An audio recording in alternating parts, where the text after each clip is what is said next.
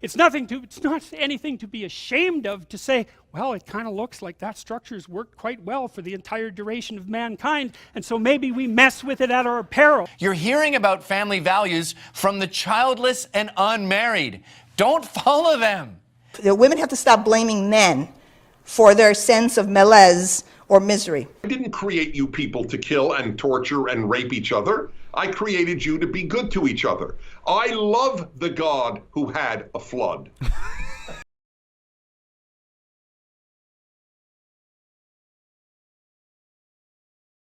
Well, for any of you who have been following my Twitter, and I don't expect that that's many of you, but for those who do, or those who have, and possibly those who will, I had a little spat today with a woman named Samantha Kutner. Samantha had a problem with Andy getting credit for being a victim of a violent leftist attack. Well, that's her prerogative, that's her position. But there's background to that story. There's a behind-the-scenes conversation that happened before that particular exchange took place. And it happened on a secret telegram for the Proud Boys, headed by our dear leader Enrique Torres. I'm just there, pretty much just in the background, and I hear Enrique call out Samantha, which is entertaining, because she joined the chat, and she wasn't just kind of lurking there. So, he calls her out. She says she's there. He tells her to DM him so they can have a conversation. She doesn't. She just goes right into the chat. They're talking about Andy. And then this was the moment I knew that this conversation was not going to go anywhere. It wasn't going to go anywhere. She started off with the question like, with people like Andy and Tim Pool who are far-right propagandists, and that's where she lost me.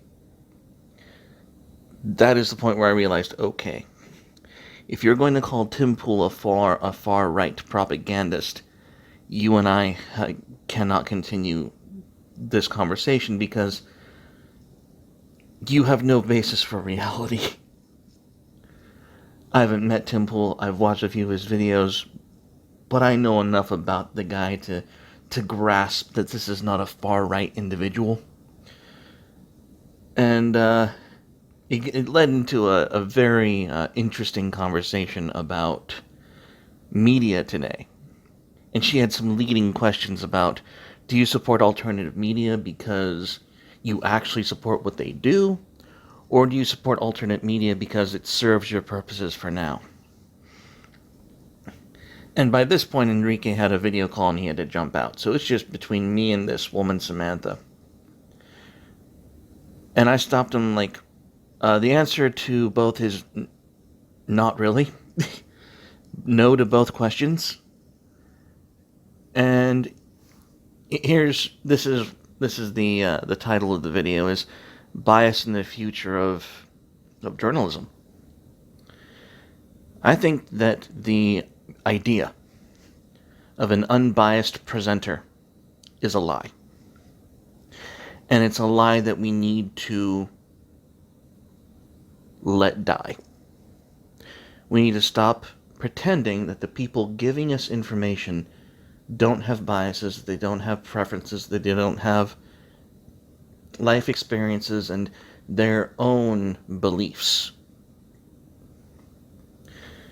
What I've seen is an increase in alternative media, and the superb thing about alternative media is we have individuals like Andy, like Tim Pool, like Sargon of Akkad, like Steven Crowder, and even fucking Alex Jones, as crazy as he gets, as much of an entertainer as he is.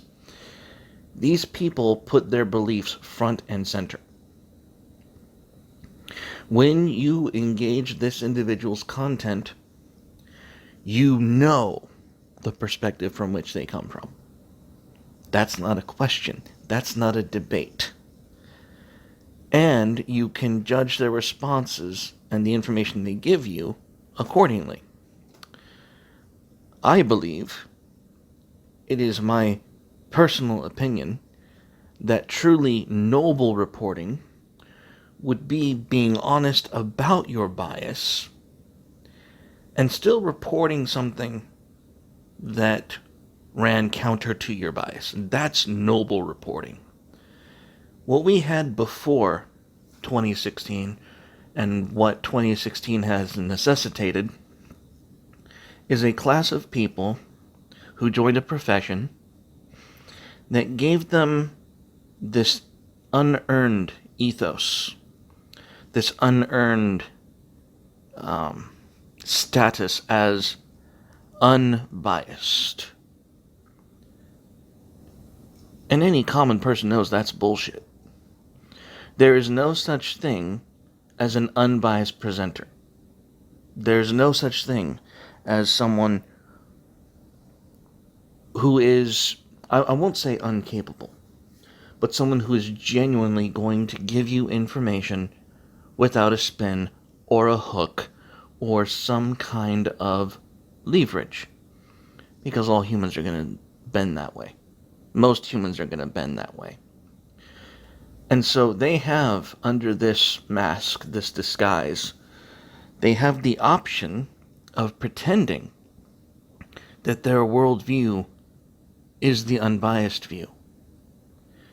And you, the viewer, the listener, the audience, have no recourse, because that is their persona. This is unbiased news. Take my word for it. Contrarily, alternatively, dare I say, we have people willing to step up and say, these are my biases. This is what I want. These are my beliefs. And here is the news reflected through the lens of those beliefs. And that's real. And it's what people today are craving for. Because, and the reason for that is because the old system has become corrupted and no longer fit for purpose. The facade has been revealed as a facade, and we can tell based on their reporting in the past that they're not capable of being true to their presentation. They're not capable of living up to the standard of being truly unbiased. So naturally, the alternative arose, and people are flocking to it. And I found it odd, because part of that discussion was she said that these propagandists are spreading misinformation to the lower classes and the middle class and convincing them to vote against their interests.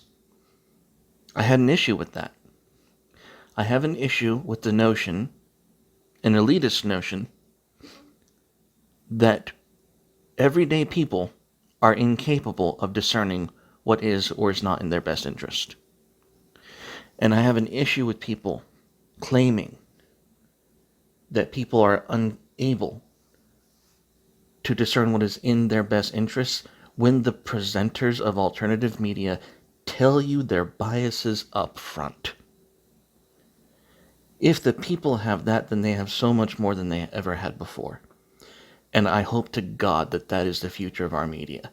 And I hope that it stays that way. I hope it gets stronger. I hope that the left is smart enough to capitalize on it in a better way than the Young Turks. There has to be a better way to get leftist views out there than the Young Turks, because I'd like to battle. I'd like to intellectually duke it out with people who are sincere and dedicated leftists. The problem is,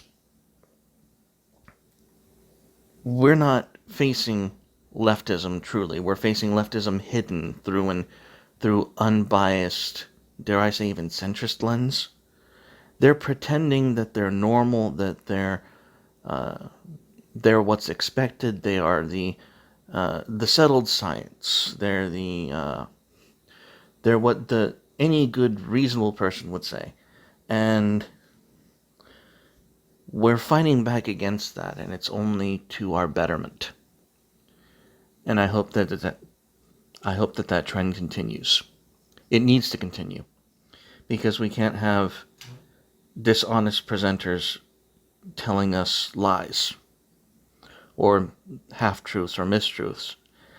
It's much better if the mistruths come from people who are at least honest about their intentions, because that's the way it should be. That's humanity. That is what it means to be carnal. If you're not honest about your information, at least be honest about your intention. That's all, guys. Stay carnal. Bye.